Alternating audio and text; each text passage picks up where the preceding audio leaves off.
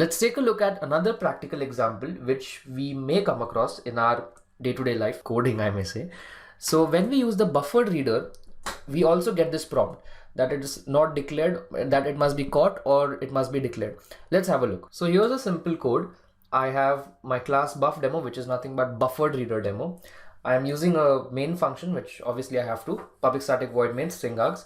I'm using the buffered reader object, the instance buffer reader br is equal to new buffer reader, new input stream reader system.in, and I'm trying to use the method br.readline.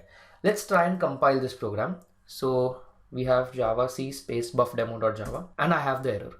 Unreported exception, IO exception, must be caught or declared to be thrown. So br.readline. Now let's try and see where does this particular throws keyword come into the picture when we are writing functions for someone else. Do you agree that Java has written this function for us? I hope you agree that Java has written the buffered reader class with a particular method, that is the br.readline, that is the readline method.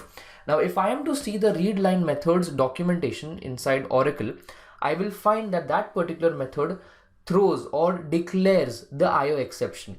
So let's have a look. Let me just get my documentation out. So here's the documentation, and as we can see, public string readline throws IO exception. So see, returns a string, throws IO exception.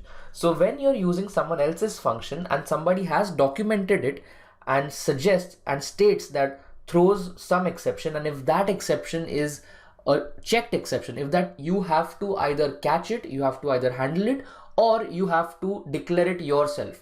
And when you're declaring it yourself, you have to make sure that you document it as a developer as well. And your caller, the function who's going to call you, again has two options. And this chain continues as long as the exception is not handled. And when we say handled, we actually mean the try catch block does not come into the picture. Now, if we want to discuss the unchecked exceptions are propagated by default. Now, as you saw over here, we needed the throws keyword. We needed the declaration on the method itself for it to be forwarded to your caller function. And if you have the throws keyword, only then it will be forwarded to your caller function.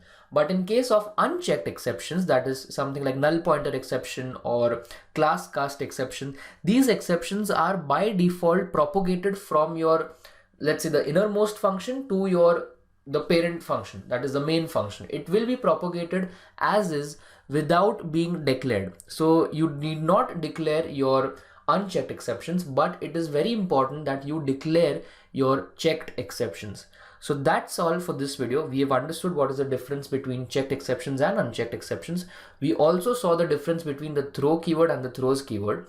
And we also learned what is exception propagation. So exception propagation is nothing complicated. It is just one function forwarding your exception object to another function. And when I say another function, I mean the caller function.